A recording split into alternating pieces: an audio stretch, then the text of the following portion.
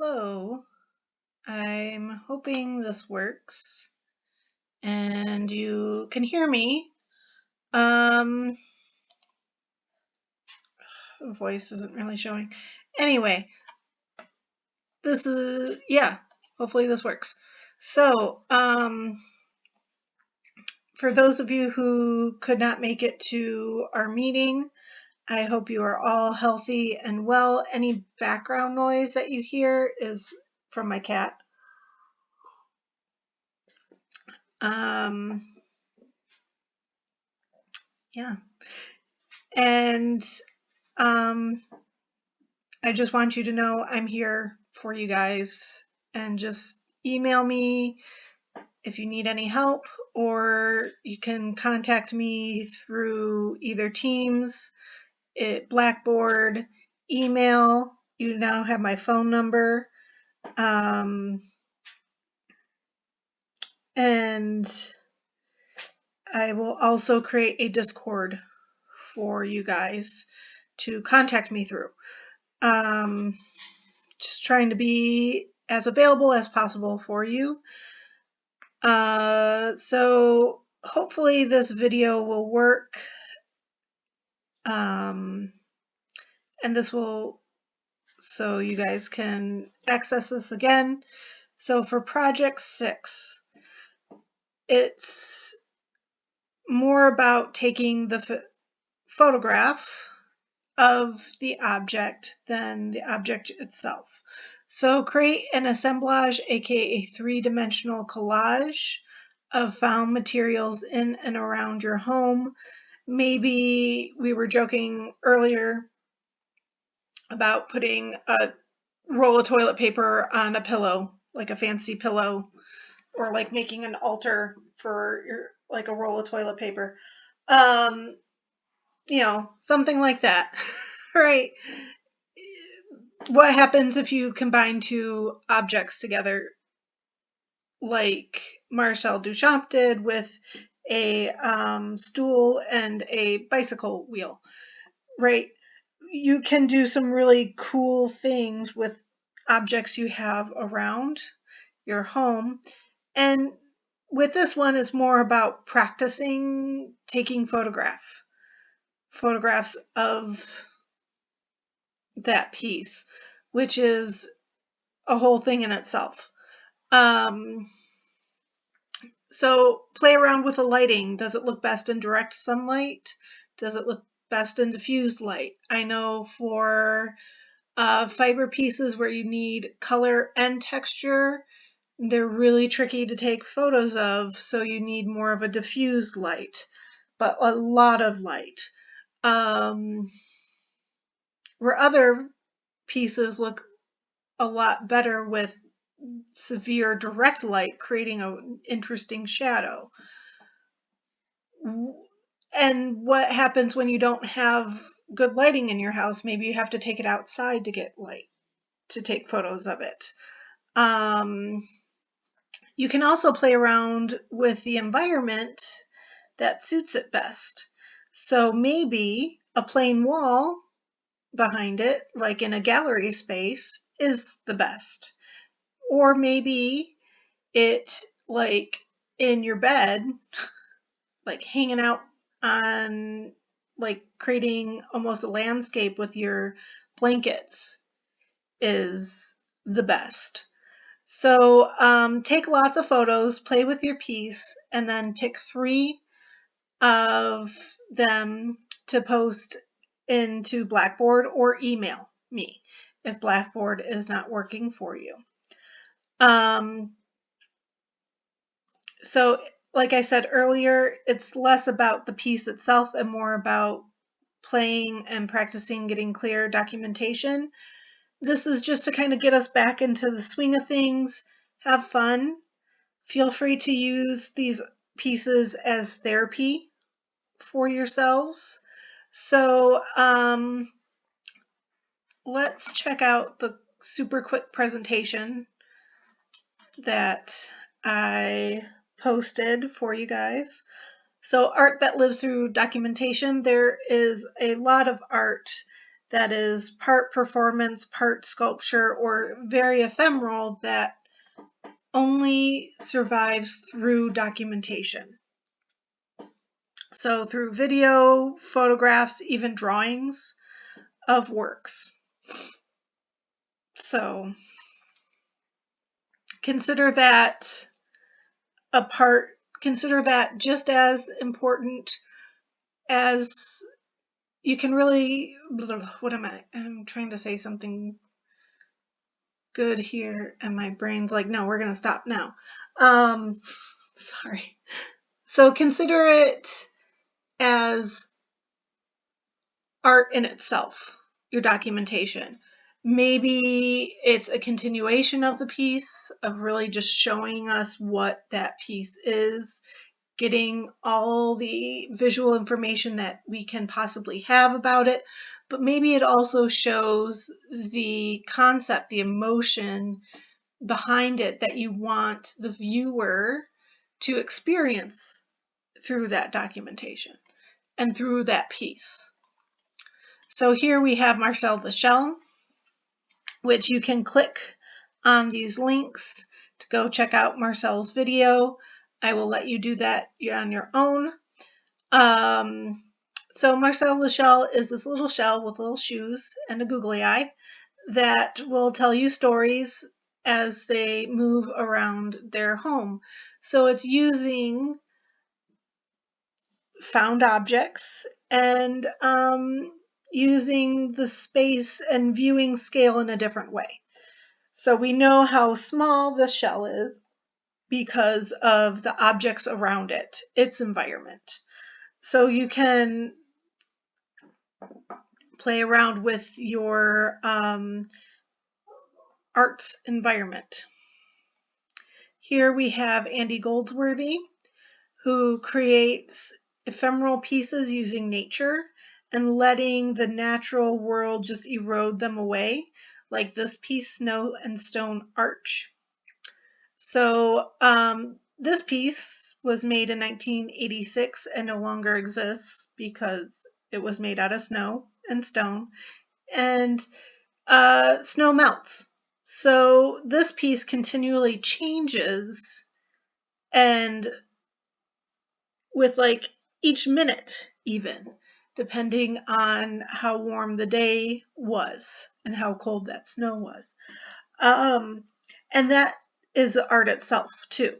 So most of the time he takes the photos and he makes these sculptures, takes the photos, and they continue their life through the photos. Here we have a clip of a film called Hyacinth from Bethany Rose Company and Julia Monson, sorry. So they're using flora and fauna again, in nature to create this ephemeral world that changes and moves and decays. I could not find a link to a clip to the whole film. Otherwise, I would have linked it. So here, another piece that changes with time. This piece is by Janine Antony. A lot of her pieces will change or alter. They're capturing a moment in time. This piece is Lick and Lather. So this was part a performance and part sculpture. So here we have the chocolate piece, chocolate bust, and a soap bust. She would lick the chocolate bust and then wash herself with her soap bust, and kind of worked with this over a year and documented the change. But really now we have these pieces left of the performance, and they live in this, and these themselves are not stable as well and will have to get recasted every now and again by the museum. You can click on this link to read more about it. But these are just some examples of what documentation can do, and these are just a few. There are plenty more. We live in an era of documentation with Instagram and things like that we really haven't had in the past. So this is just so you guys can practice and really play around with the idea of art living in a digital form. Yeah. So with project 7, this project, you are creating 3 art pieces in and around your home that have a common conceptual thread. The conceptual thread is up to you on what you want it to be about. So what interests you?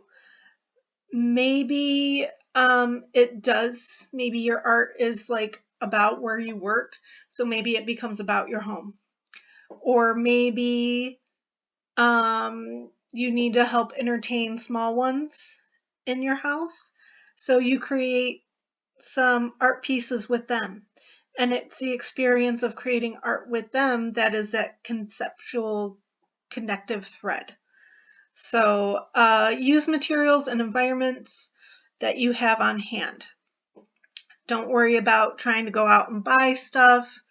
If you can go outside and play around in your yard or in a park, you could create an Andy Goldsworthy-esque piece or 3 pieces and take photos of them, and maybe you go back and return and see how they change. So here are just some questions that I know I asked myself after getting out of school, and kind of asked myself anyways. What does art making look like outside of an academic setting? What does art look like out of a gallery setting? How can art be a part of your life? How can art be a part of your living space? So maybe those help give you an idea of what to do. Maybe it's like, I just want to make some fun things, and they're connected through what I'm interested in. That's fine too. It's up to you. So super open-ended. Feel free to push your common expectations of what sculpture and art are. You can create these pieces with your family, roommates, or friends that you're isolating with. So the artists, I will have a presentation and go through it again, like in this format, for you guys once I get it done. Here are some wonderful artists to check out who work with everyday objects, as well as people who, like in Fluxus, will create a situation for art to happen in.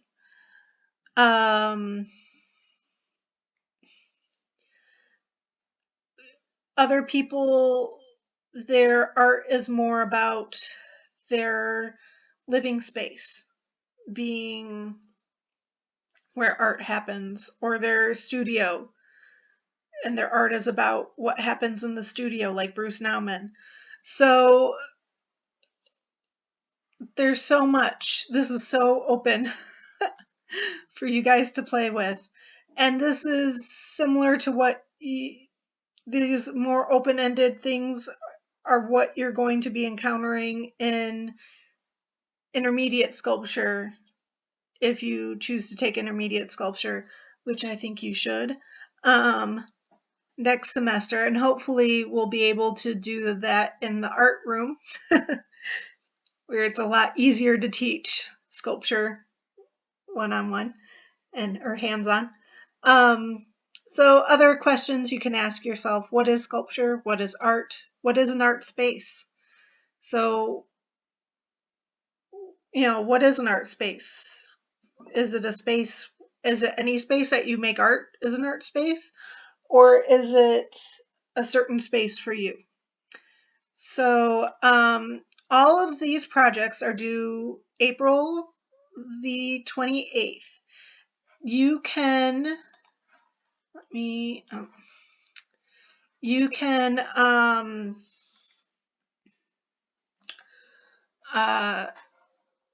post them onto Blackboard. If you log into Blackboard, you can, I'll see that you've logged in. So once a week, I need you to either log in to our Blackboard and just look at it, and I'll be, oh, you logged in, great. And then, or you can email me if Blackboard is not working.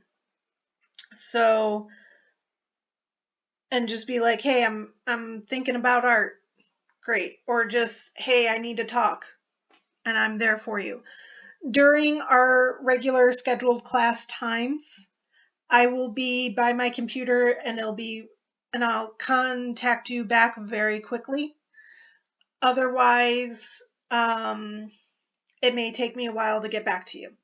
So, and this is for my own sanity as well, keeping a schedule. So, yeah, just hang in there. We're all in this together. And I wish you all the best health. And hopefully we will live in some less interesting times. I know I'm ready for some banal times. Right? I'm sick of wars and economic downturns, and I'm sure you guys are as well. So, anyway, I'm here for you. Just contact me whenever. Talk to you guys later.